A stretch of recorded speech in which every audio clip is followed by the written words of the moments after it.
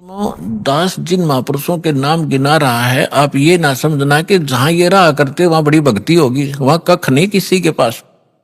कई भक्त इस भूल में धक्के खान चले गए, वहां कोई छुड़ानी चला गया। फिर उनका जब देखा हाल फिर आया वापस। तो पुण्यात्माओं, क्योंकि हम पहले या भटक चुके हो, अब बार बार ना भटकना, इसलिए दास आपको आगाह करता है। ये संत महापुरुष खड़े हुए, लेकिन वो भी उस महापुरुषों के इस ज्ञान से परिचित नहीं है। तो इन महापुरुषों ने फिर यही बताया। क्या बताया? जैसे नानक साहब ने कहा, धर्मदास जी ने तो कलमे तोड़ रखी है, पूरा कबीर सागर लिख रखा है भगवान कबीर साहब के बारे में कि ये पूर्ण परमात्मा है। मैंने सचखंड में जाकर देखा, वहां सिंहासन पर विराजमान थे, बड़ा तेजोमय शरीर था इन्हीं का। फिर वही मुझे फिर यहाँ मथुरा में मिले दोबारा आकर के, लेकिन यहाँ उनका तेज इतना नहीं था जितना सतलोक में था। तो ये भी गरीबदास साहिब जी कहते हैं कि तेज पुंज अन्य दे धरकर इस विध हमको बैठी, हल्का तेज पुंज का शरीर बनाकर वो यही वेद बताते हैं कि वो अपने शरीर को सरल करके वो परमात्मा यहाँ प्रकट होता है, आता है, अच्छी आत्माओं को मिलता है। तो इन्होंने क्या बताया है? धर्मदास जी ने कहा कि आज मोहे दर्शन दियो जी कबीर, आज मोहे दर्शन दियो जी कबीर, सतलोक से चल कर आए, सतलोक से चल कर आए, काटन काल की जंजीर, आज मोहे दर्शन दियो जी कबीर, आज मोहे दर्शन दियो जी कबीर। मलुकदास जी ने कहा है, जपोरे मन परमेश्वर नाम कबीर, जपोरे मन साहेब नाम कबीर। एक समय गुरु बंसी बजाई कालंदरी के तीर, एक समय गुरु बंसी बजाई कालंदरी के तीर, सुर नर मुनि जन सब थकत बहे हुआ, रुक गया दरिया नीर, जपोरे मन है साहेब नाम कबीर। दोनों दीन का झगड़ा ठन गया, टोहा ना पाया शरीर, जपोरे मन साहेब नाम कबीर। दास मलूक सलूक कहत है, खोजो खसम कबीर मन, जपोरे मन परमेश्वर नाम कबीर। नानक साहब जी कहते हैं, हाई सूरत मुलुक की वेश, ए ठगवाड़ा ठक्की देश, खरासी आना भोता वारिय धानक रूप रहा करता। श्री गुरु ग्रंथ साहिब जी के प्रश्न नंबर 24 पन्ने पर ये वाणी अंकित है कि एक सवान दुई सवानी नाल भलके भौकाई सदा ब्याल, कोड छुरा झूठा मरदार, और ये धानक रूप रहा करता। फाई सूरत मुलुक की वेश। फिर के नानक साहब जी कहते हैं, तेरा एक नाम तारे संसार में एहो आस एहे आधार, ये धानक रूप रहा करता।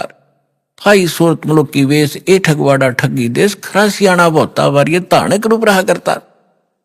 और प्रश्न नंबर 731 पे कहा है कि नीच जात परदेसी मेरा छिन आवे चल जावे, और जाकी संगत नानक रंदा कैसे मोड़ा पावे। गुरु ग्रंथ साहिब जी के प्रश्न नंबर 721 पर लिखा है, एक अर्ज गुप्तम पेश तो दर कून करतार, हक्का कबीर करीम तू बे अपरवरदिगार, नानक बुगोयत जंतुरा तेरे चाकरा फाकाक। तो फिर आदरणीय दादू साहिब जी ने कहा है, जिन मुझको निज नाम दिया, सोए सतगुरु हमारे, दादू दूसरा कोई नहीं, ये कबीर सिरजनहारे।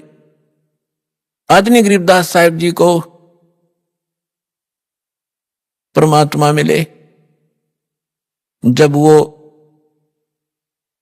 10 वर्ष की आयु के थे।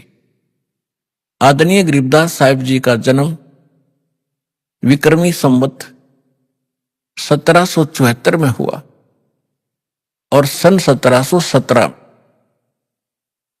और 10 वर्ष की आयु जब हो चुकी थी संवत 1784 और सन 1727 में वो परमेश्वर जिसकी महिमा का गुणगान वेद बताते हैं, वो कैसी लीला करता है। गरीबदास साहिब जी की थोड़ी सी जानकारी देंगे आपको, क्योंकि हमारे अध्यात्म मार्ग में इन महापुरुषों का एक विशेष योगदान है, सभी का। लेकिन इनमें से गरीबदास साहिब जी को परमात्मा ने अपनी योजना अनुसार पुनः वो सत्य ज्ञान दिया है जो अन्य संतों को तो दिया था, लेकिन उनकी वाणी सभी संग्रह नहीं हो सकी, या गरीब धर्मदास साहिब जी को दिया था कंप्लीट, उसने लिखा ही था साथ बैठ के। जैसे आदरणीय नानक साहिब जी की सारी वाणी गुरु ग्रंथ साहिब तक नहीं पहुंची, नहीं लिखी गई, उसमें बहुत सी वाणी कहीं कहीं रह गई। एक प्राण संग्रह नाम की पुस्तक है, उसके बारे में भी कहा कि वो पूरी की पूरी नानक साहिब जी की वाणी थी। उसमें 160 अध्याय थे, 80 ही लिए गए, बाकी कुछ रह गए किन्हीं कारणों से, वो लंबा विषय है, फिर बताएंगे। तो इस कारण से इस विशेष अध्यात्म ज्ञान को समझने के लिए विशेष योगदान है आदरणीय गरीबदास साहिब जी गांव छुड़ानी जिला जद्दरवाले का। क्योंकि परमात्मा को मालूम था, जैसे काल ने कहा था कि आप कबीर नाम से अपना ज्ञान प्रारंभ करोगे और मैं आपके ही मार्ग में, आपके ही पंथ में अपने 12 दूत भेज दूंगा, आपके ज्ञान को खराब करेंगे और कबीर पंथी को आया करेंगे, नाम सारे गलत देंगे, तेरे ही अनुयायियों का मैं भट्ठा बैठाऊंगा। तब परमात्मा ने कहा था ठीक है, तो अपना काम करिए, मैं अपना करूंगा। फिर परमात्मा ने कबीर सागर के अंदर कबीर बानी एक चैप्टर है, उसके पृष्ठ नंबर 134, 35, 36 और 37 पे यह स्पष्ट किया है कि गरीबदास जी का 12वां पंथ होगा। उसमें गलती से संवत 1775 लिखा है, वहां 74 होना चाहिए, मिसप्रिंट है, कि उसमें जो आएगा भक्त संत, जो उसका मुखिया होगा, उसके माध्यम से मैं अपनी महिमा की वाणी को पुनः प्रकट कराऊंगा। लेकिन उस गरीबदास पंथ वाले भी उससे परिचित नहीं होंगे, असंग जन्म तक वो मेरे इस ज्ञान को समझ नहीं सकेंगे। जैसे काल ने कहा था 12 पंथ करूं मैं साजा और नाम तुम्हारा ले करूं आवाजा, 12 पंथ चालू करूंगा तेरे नाम तक, परमेश्वर से कहा था। और 12 पंथ नाम जो ले ही सो मेरे मुख में आन समोई, और अनेक पंथ चलाऊं उनसे न्यारे ये राधा स्वामी धन धन सतगुरु जय गुरुदेव और ये ठाकुर जी डनोद वाला ताराचंद, ये और अनेक पंथों में से हैं। और अनेक पंथ चलाऊं या विद जीवों को भरमाऊं, जोग जीत जाओ संसारा जीव न माने कहा तुम्हारा। तो इसलिए परमेश्वर ने कहा था कि चौथा युग जब कलयुग आई तब हम अपना अंश पठाई और काल फंद छूटे नरलोई सकल सृष्टि परवाने खोई। ये तो उन्होंने बता दिया कि 12वें पंथ में मेरी महिमा की वाणी प्रकट होगी, उसके बाद फिर उस 12वें पंथ में हम ही चलावें और सब पंथ मिटा के एक पंथ चलावें। तो परमात्मा ने ये दास भेज दिया पुण्यात्माओं, गरीबदास पंथ में ही दास का से ही निकास हुआ है। फिर क्या बताया है कि कलयुग बीतता 5500 पाचा, तब ये मेरा वचन होगा साचा। कलयुग बीत जावे जब एता और सब जीव परम पुरुष पद चेता। 5505 जब वर्ष बीत जाएंगे उस समय ये मेरी बात सत्य होगी कि मैं 12वें पंथ में स्वयं आऊंगा, सब पंथों को मिटाकर एक पंथ चलाऊंगा। अपने आत्मा थोड़े से दिन की बात है, बुद्धिमान समाज है, अभी तक उनके पास ये ज्ञान पहुंचा नहीं है और पहुंचने लग रहा है। परमात्मा तो दयालु है, घर घर टीवी लगा दिए, मोबाइल बना दिए, इनमें चिप डलवा लो, सीडी बैठ कर देख लो, पुस्तक पढ़ लो, टीवी देख, कहीं ना कोई तो मार्ग से अपने बच्चों तक ये पहुंचा कर छोड़ेंगे।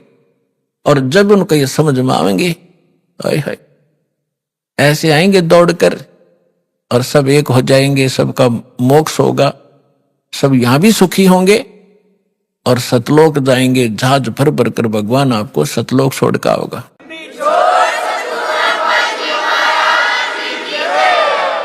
तो यहां प्रसंग जो चल रहा था यहां जो प्रसंग चल रहा है कि गरीबदास जी जो हैं, इनका विशेष योगदान, इसलिए इनकी थोड़ी सी हिस्ट्री सुनाऊंगा ताकि आपको परमात्मा पहचानने में आसानी होगी। सभी वेद बतावें और सभी परमात्मा प्राप्त संत गुण गावें, तो फिर भगवान के पहचानने में आपको धोखा नहीं होगा, देर नहीं लगेगी और दृढ़ हो जाओगे। फिर चाहे कोई ब्रह्मा विष्णु महेश आकर भी आपको भ्रमित करने की चेष्टा करेगा, आप उनकी बात को मान नहीं सकते। दास आपको इतना दृढ़ करना चाहता है। अब गरीबदास जी की थोड़ी हिस्ट्री सुनाऊंगा, यहाँ उनकी जीवन लीला थोड़ी सी सुनाऊंगा, वह पर्याप्त होगी आपके लिए। गरीबदास जी गांव करौथा, जहां अपना आश्रम है, सबसे पहले हमने 1999 में वहीं से स्टार्ट किया था। 2006 में करौथा कांड इन दुष्ट लोगों ने कर दिया था, वो उधर कोई बात नहीं, हम परमात्मा ने हमारा यहाँ सफलता कर दी। हमें तो अपना प्रचार करना है, चाहे कहीं जंगल में बैठ कर गुण गावा, भगवान के बच्चों तक ज्ञान पहुंच जाना चाहिए। तो करौथा गांव के वो मूल निवासी थे उनके पिताजी, और वो ब्याहे थे गांव छुडानी, जिला झज्जर हरियाणा में, और गांव करौथा है जिला रोहतक में। तो यहां उनके नाना के छुडानी के अंदर यानी गरीबदास जी की माता का कोई भाई नहीं था, जिस कारण से उनके नाना जी ने उनके पिताजी श्री बलराम जी को, उनका धनखड़ गोत्र है, अपने घर पे छुडानी में घर जमाई बोलते हैं कि अपने जमाई को वहां रख लेना, उसको घर जमाई कहते हैं। तो सारी संपत्ति उनको दे दी, अपनी बेटी को यानी उसके दामाद को। उनके लगभग 2500 बीघा, जैसे राजस्थान में बीघा होता है, तो 2500 बीघा, पहले बीघा ही था यहाँ पर भी, ये बाद में ये बनी है यहाँ पर एकड़। तो 2500 बीघा जमीन था, इतना बड़ा किसान थे। आज के 1400 के करीब, पौने 1400 के करीब एकड़ जमीन बनती है उन 2500 बीघा की। तो सारी संपत्ति के वारिस फिर गरीबदास जी ही थे। 10 वर्ष के बालक थे, उनके पिताजी यानी नाना जी तभी तक वहां साथ ही थे। तो उनके वहां लगभग 150 गौवें थी, चरागा, क्योंकि अपने खेत बहुत बड़े थे, गौवें रखते थे। गरीबदास जी उन गौवों के पाली जाया करते थे चराने के लिए जंगल में। उनके साथ में अन्य गांवों के कुछ उनके किसान के यहाँ जो किराए पर पाली होते थे, और कुछ अन्य गांव वाले भी अपनी गौवों को उनके खेतों में चराने के लिए साथ चले जाते थे। संवत 1784 यानी सन 1727 और फागुन उतरते की द्वादशी यानी फागुन सुदी द्वादशी को दिन के लगभग 10 बजे सभी गौवें चल रही थी, कोई बैठी हुई थी वृक्षों के नीचे। जांडी उस साइड में जैसे राजस्थान के अंदर जांड होते हैं ना, जांडियां, ऐसा ही स्थिति थी उस क्षेत्र की उस समय, जो आज बहुत से क्षेत्र में राजस्थान के अंदर। तो वहां जांडी ज्यादा होती थी, उन जांडियों के पास बैठी थी। और एक रास्ता है, गांव कबलाना है, छुडानी की सीमा से सटा हुआ। गांव कबलाना से गांव छुडानी में कच्चा रास्ता आता था।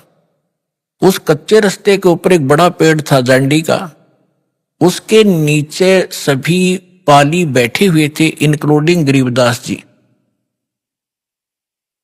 और वो भोजन खा रहे थे, अपना 10 बजे से भोजन खा रहे थे। उसी समय परमात्मा सतलोक से आए कबीर देव, एक जिंदा महात्मा का वेशभूषा बना के। कलयुग के अंदर वो जिनको मिले हैं जिंदा, जैसे जिंदा महात्मा कैसा होता है, मुसलमानों के अंदर विशेषकर इस वेशभूषा के फकीर पाए जाते हैं। सिर पर काला टोप होता है, ऊंचे से चुंडे का नू ऐसे खड़ा सा, और एक ही ओवरकोट होता है काले कपड़ों का, काले कलर का ओवरकोट टाइप एक वस्त्र पहनते हैं, और एक अंडरवियर कच्छा घुटनों तक का। ऐसी वेशभूषा वाले को जिद्दा महात्मा कहते हैं। दाढ़ी केस बड़े हुए होते हैं उसके। इस वेशभूषा में परमात्मा थोड़ी सी दूर पर सतलोक से आकर उतरे और उस कच्चे रास्ते जा रहे थे। साथ में पाली बैठे थे, गरीबदास जी भी बैठे थे। उन पालियों में बड़े भी थे, कोई 40 वर्ष का, कोई 30 वर्ष का, कोई 10-15 वर्ष का, कोई 50 वर्ष के प्रौढ़ भी थे। तो उसमें एक विशेषता थी, रास्ते चलते थे साधु संत का तो आदर था ही था, आम व्यक्ति को भी विशेष रिगार्ड दिया करते थे और प्रार्थना करते थे, आओ जी भोजन पालो, दूर से चलकर आए हो, पैदल चल रहे, आओ महाराज बैठो भोजन पाओ। खड़ा हो गया एक आध भक्त और हाथ जोड़ लिए। परमात्मा तो आए उसी लिए थे, बैठ गए उनके पास। तब कहा जी भोजन पाओ। परमात्मा ने कहा, कबीर परमेश्वर ने, उस परम अक्षर ब्रह्म ने, कि भाई भोजन मैं खा के आया हूं अपने गांव से। पालियों ने पूछा आपका गांव कहां है महाराज, आपका डेरा कहां है? कि मेरा डेरा सतलोक के अंदर है, सतलोक नाम है मेरे डेरे का। अब उनने सोचा भी होगा कोई गांव सतलोक नाम होगा उसका।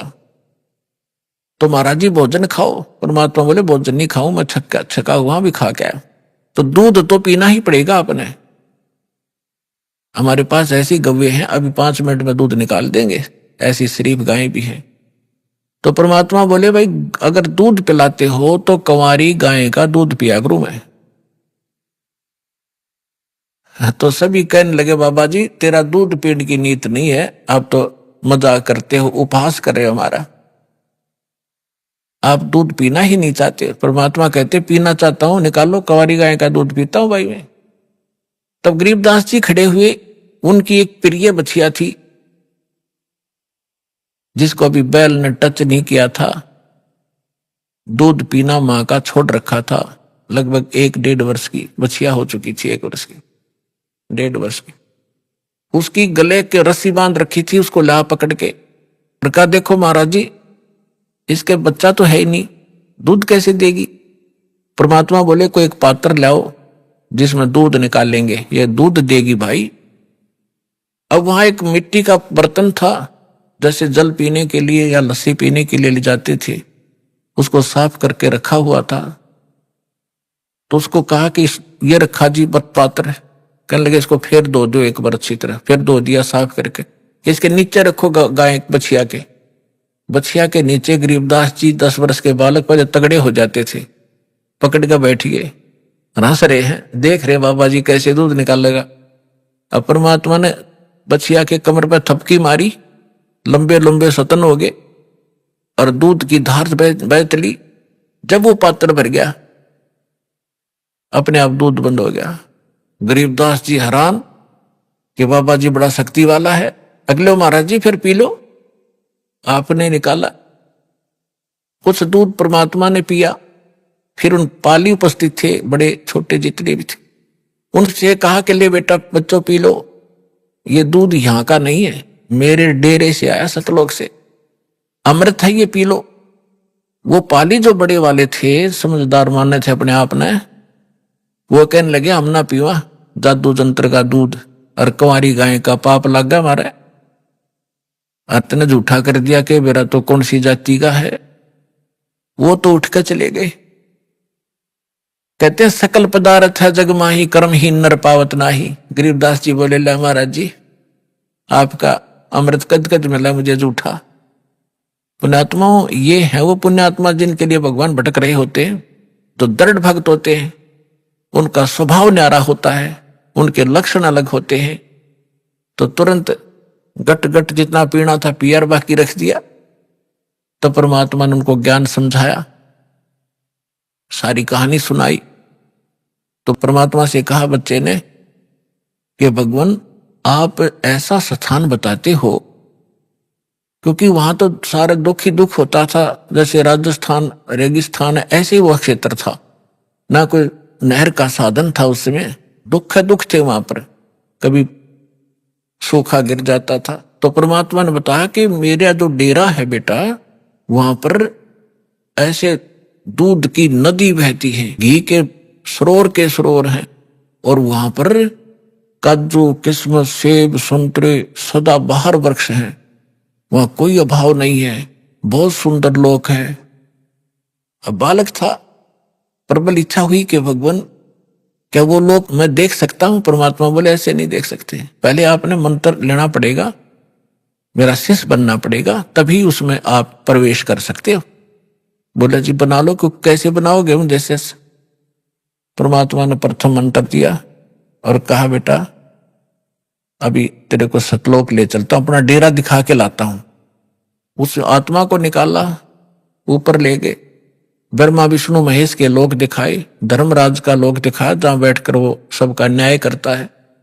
21 ब्रह्मांड काल के दिखाए, काल की वो तपतशिला दिखाई जहां 1 लाख मानव शरीरधारी प्राणियों को ये यहाँ का भगवान भून कर खाता है, जिसके लिए आपको यहाँ पाले बैठा है, रोके बैठा है, बका रखा है, आपको मूर्ख बना रखा है। और उस काल के सिर पे पैर रख के परमात्मा उसको ऊपर लेकर गए। अक्षर पुरुष का लोक दिखाया उस पर ब्रह्म का, फिर 12वां द्वार पार करके सतलोक में पहुंचे, गरीबदास जी को देखे। अब वहां क्या लीला की दाता ने, वहां परमात्मा अन्य रूप में, उसी शकल में एक अन्य रूप सिंहासन पर विराजमान है, सिर पर मुकुट है जैसे राजा पहनते हैं, बहुत ही सुंदर मुकुट सफेद कलर का। ऊपर एक छत्र है बहुत सुंदर सफेद कलर का, बहुत सुंदर सिंहासन जिसमें हीरे मोती और लाल लगे हुए हैं, सफेद ही कलर के। वो बैठा है भगवान सतलोक में। बैठे भगवान के एक रोमकूप में करोड़ सूर्य करोड़ चंद्रमा मिला दे इतना प्रकाश है, तो उसको चरम दृष्टि नहीं देख सकती, आत्मा की आंखें ही उसको देख सकती हैं। तो गरीबदास जी ने देखा भगवान तो ये है, ये हिमालय बैठा तख्त पर, और बहुत बड़ा गुम्बद है उसका, जैसे मंदिर नुमा एक बहुत बड़ा गुम्बद है, उसके सेंटर में भगवान विराजमान है। अब नीचे से जो जिंदा महात्मा के रूप में परमेश्वर कबीर जी गए थे उनके साथ, वो वहां जाकर चमर उठा के और सिंहासन पर बैठे भगवान पर चवर करने लगे। गरीबदास जी ने सोचा कि भगवान तो ये है, ये बाबा जी इसका कोई नौकर सेवादार, कोई इनका चेला चला होगा। इतना सोच ही रहा था, तभी वो तेजो में शरीर वाले भगवान खड़े हुए, सिंहासन छोड़ दिया और करबद्ध होकर कहा भगवान ग्रहण करो अपना सिंहासन, आपकी अब्सेंस के में आप मुझे यहां बैठा कर गए थे। कबीर साहब उस पर विराजमान हुए और वो तेजो में शरीर उठाकर चवर करने लगा, जैसे शिष्य करते हैं गुरु जी पे, ऐसे। गरीबदास जी ने सोचा रे यू भगवान और चवर करे इस पे बाबा जी पे। इतने में क्या हुआ कि वो तेजो में शरीर नीचे से गए जिंदा महात्मा के शरीर में समा गया और चवर अपने आप घूम रहा ऊपर। इस लीला को देखने के बाद परमात्मा ने सारी कथा सुनाई, भाई मैं भगवान हूं। गरीबदास में काशी में रहा 120 वर्ष, मेरा धाणक कबीर नाम था, मैं धाणक रूप में रहा करता था, जुलाहा का काम करता था। सारी सृष्टि को मैंने ज्ञान देने की चेष्टा की, लेकिन उन नकली लोगों ने अपनी चलने नहीं दी और सभी बच्चे अशिक्षित हैं। गरीबदास जी ने कहा कि भगवान मुझे यहीं रख लो, मैं नहीं जाऊं उस गंदे लोक में। परमात्मा ने कहा बेटा जाना पड़ेगा, तेरे भाई बहन हैं, उनको कौन बताएगा मेरी महिमा, मेरा गवाह कौन बनेगा, तो गवाह बन, मैं तेरे साथ रहूंगा, कोई आपत्ति बेटा तेरे प्राण नहीं दूंगा, तू मंत्र करता रह। यानी इस प्रोसेस में, इस सारे घटना चक्कर में काफी समय बीत गया। उधर से जो पाली थे उन्होंने, वो तो छोड़कर चले गए थे, उसको काफी दूर चले गए। तो 3-4 घंटों के बाद, 5 घंटे के बाद उन्होंने देखा, उनको तब तक ध्यान नहीं आने दिया परमात्मा ने। उन्होंने कहा वो लड़की का लड़का कहाँ है, उसको उसका नंबर आ गया गाय घेरण का। पाली क्या करते थे, अपना समय टर्न लगाते थे कि 2 घंटे तू पशुओं के साथ खड़ा होगा, हम लेटेंगे वृक्ष के नीचे। तो उसका जब नंबर आया उसको खोजा, कह रहा वो कहाँ गया। उन्होंने कहा तो बाबा जी के पास बैठा रह गया था, ला उसको उठा बुला के। 2 जने बुलाने गए, वो शरीर ऐसे बैठा है आराम से, और वो आवाज लगा रहे हैं, अरे गरीबू, गरीबदास नाम था महापुरुष का। गांवों में गांव नाम बिगाड़ दिया करें, गरीबू कहा करते, गरीबू कहने लगे, ओ गरीबू आ जा, तेरा नंबर आ गया, गाय घेर ले।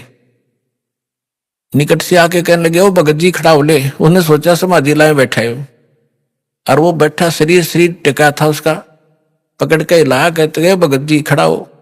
वो गिर गए तो आंखें खुली हुई, सांस नहीं, वो तो एकदम हक्का बक्का रह गए। आवाज लगाई दूसरे साथियों को कि गरीबू मर गया, गरीबू मर गया, भाग जाओ। उन्होंने कहा, जाओ गांव में बताओ, सारी कथा सुनाना कि एक बाबा जी ने जंतर मंत्र का दूध पिला दिया जिससे मर गया हो। अब गांव में भागे गए।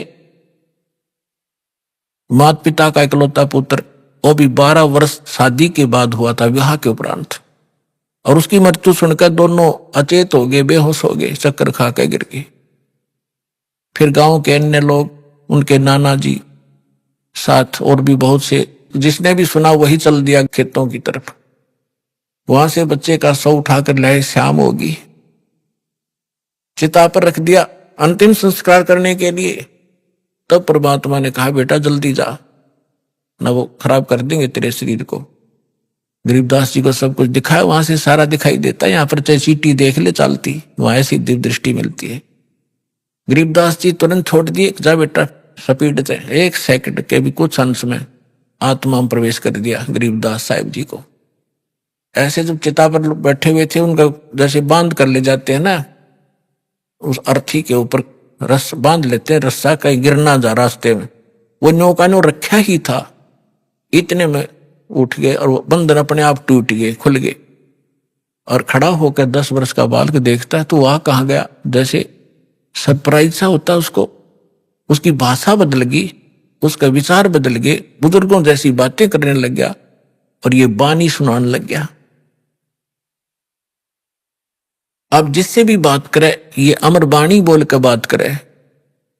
गांव वाले इस वाणी से परिचित नहीं थे और अपने आप बोलते रहते थे, कहीं खड़े होकर के बच्चों में बैठ जाते, बच्चों में यही कहानी सुनाने लग जाते।